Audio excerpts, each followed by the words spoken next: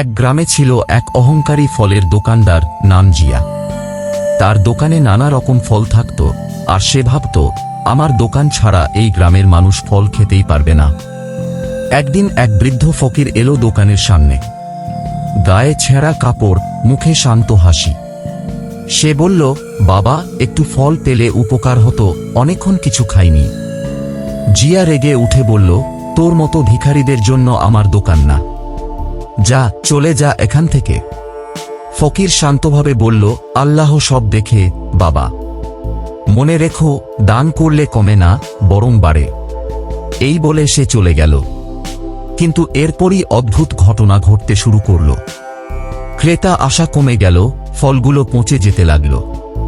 এক সপ্তাহেই জিয়ার ব্যবসা একেবারে মাটি হয়ে গেল। এক রাতে সে স্বপ্নে সেই ফকিরকে দেখল। ফকির বলল, অহংকার পতনের মূল।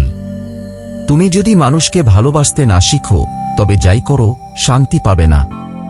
ঘুম ভেঙে জিয়া কেঁদে উঠল। পরদিন সে দোকানে একটি বোর্ড ঝুলিয়ে দিল, অভাবী মানুষ চাইলে ফল বিনা দামে নিতে পারবে। এখন জিয়া বিনয়ী, দয়ালু এবং সত্যিকারের সম্মানিত মানুষ। শিক্ষা: অহংকার মানুষকে ধ্বংস করে, আর দয়া তাকে মহান করে।